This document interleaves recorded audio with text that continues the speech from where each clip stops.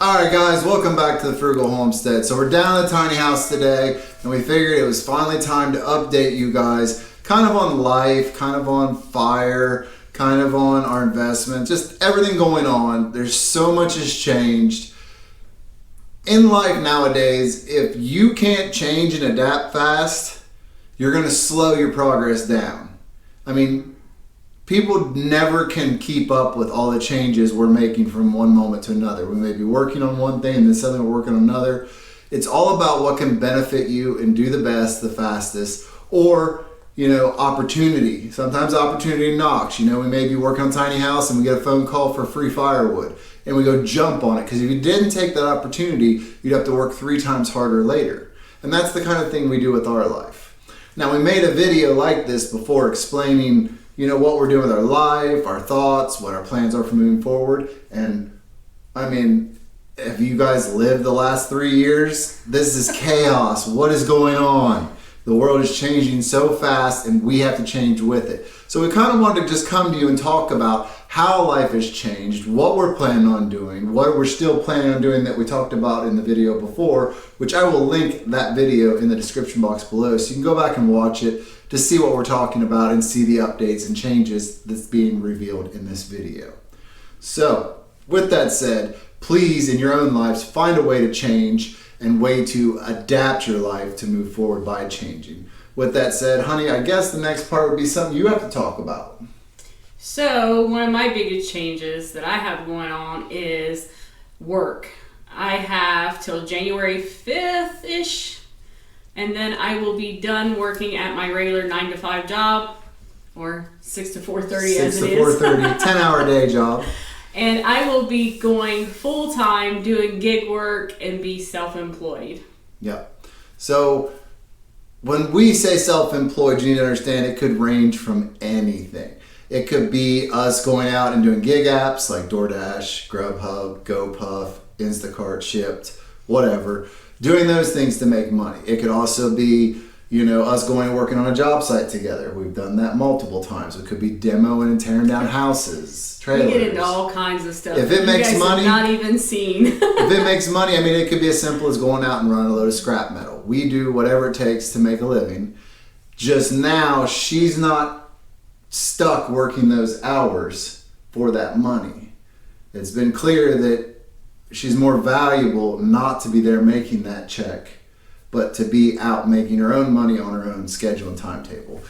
And there's more things we're going to be doing with money we'll talk about later in this video. But that big change is coming. How are you feeling about that?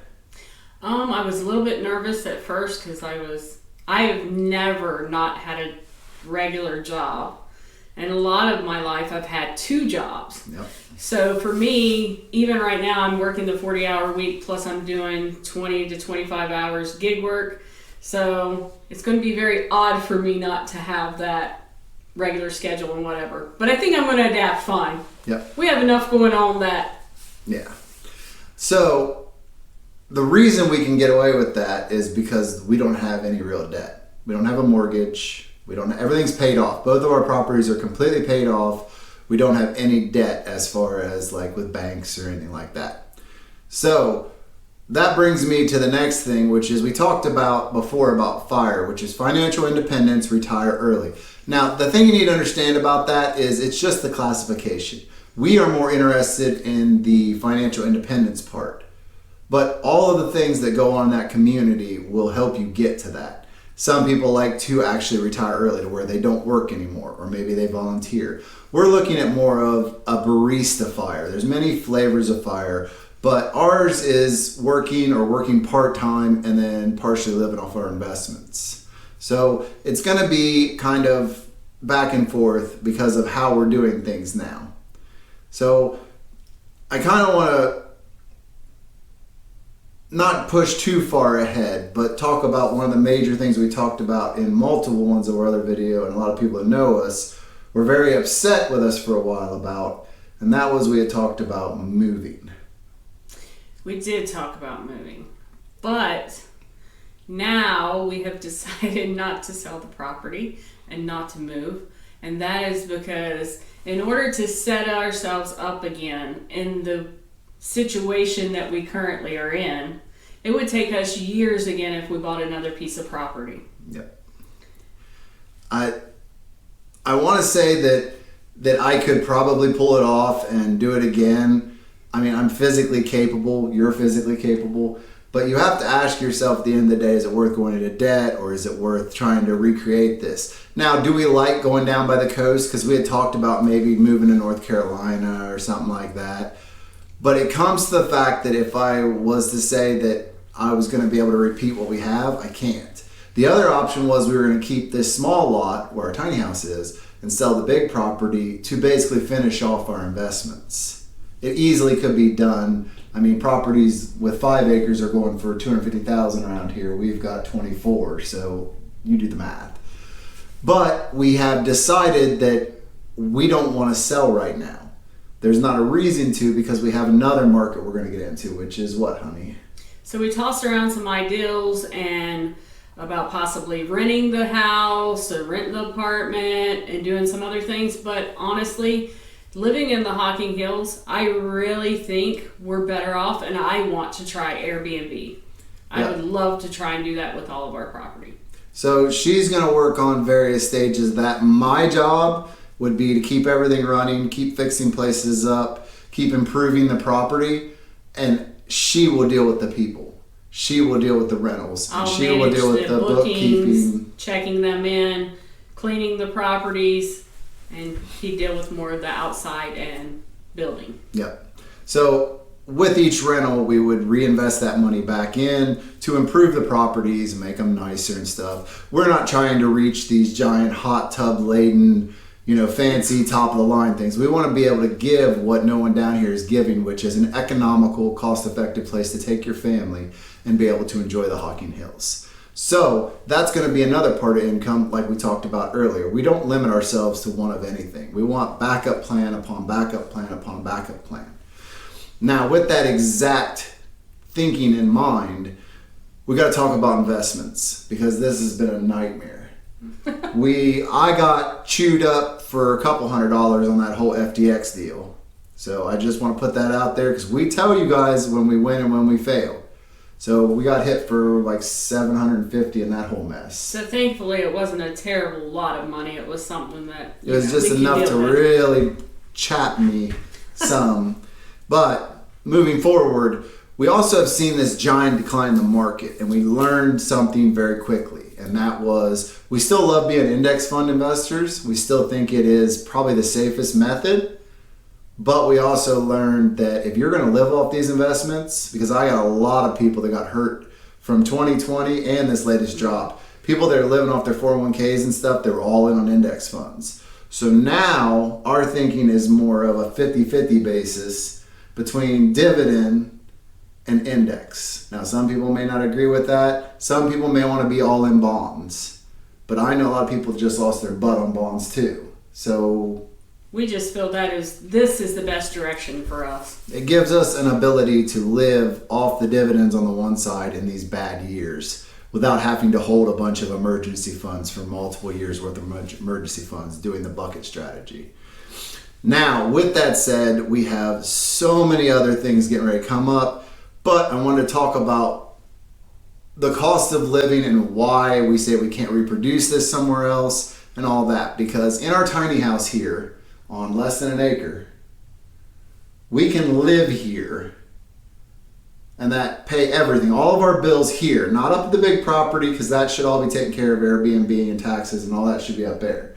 Mm-hmm. This property, we should be able to live here off, what do you think, 10K? Yeah, definitely. So $10,000 a year. If I told you could live for $10,000 a year, you could pretty much do anything for a living. You can make 10K super easy. I mean, you could work 1 or 2 days a week and probably pull that off in a year.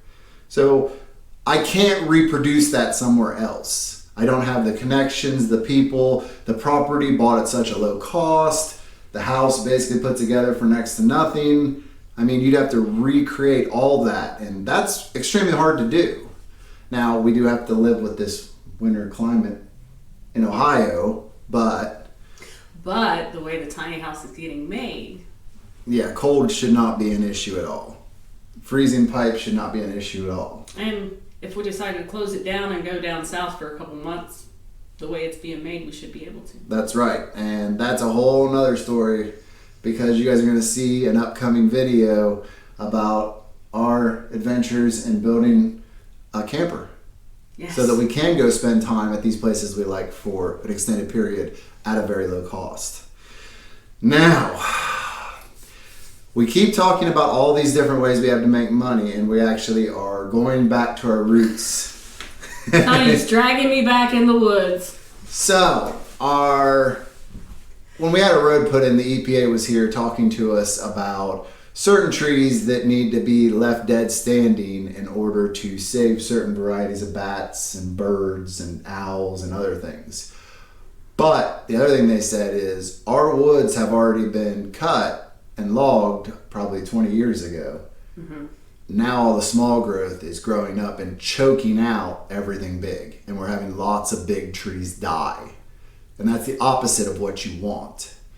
So we need to thin our woods. That's 24 acres. That's a lot to thin. We actually had what we called a home site at the back of the property, and there is trees now. I kid you not, there was no trees back here when we moved in 10 years ago. There's trees back there that big around now. And they're like every foot or two apart. Yeah, I mean, they're literally growing on top of themselves. It's bad. And now when squirrels build nests in there, the trees will smack each other and knock their nests out, and then they don't have homes. I mean, it's bad.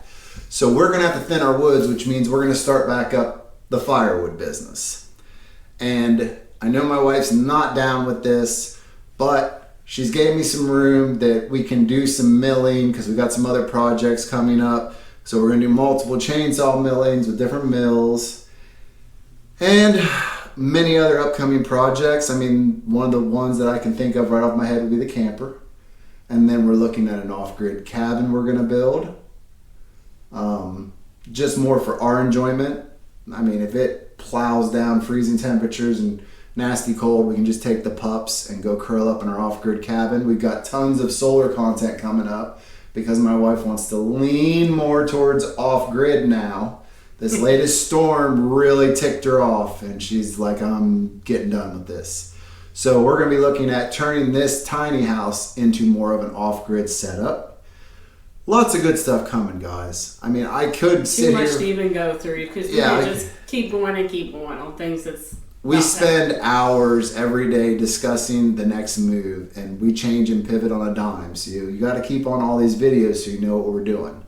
But with that said, we do appreciate you guys coming along with us here. We know that it's just chaos at every turn. But if you stick with us, we'll show you how we've got to where we are, and wait till you see where we're going. Because I promise you, we ain't done. Not by a long shot. So with that said, we greatly appreciate you being here. Make sure if you haven't already, and I don't know why you wouldn't have, go down, hit subscribe, hit the notification bell. Make sure you comment, leave us a like. Let us know what you think of our insane plans, how we change at everything, and what you guys are doing to better your future, because we'd love to hear from you. And with that said, honey, we will see you in the next one. now if you just make up your mind about anything, we wouldn't have to keep making these videos about all the chaos you bring to our life. People love it whenever we make changes, spur of the moment changes. But I don't. But you go with it. I think it's just I have to take it. Yeah, take it.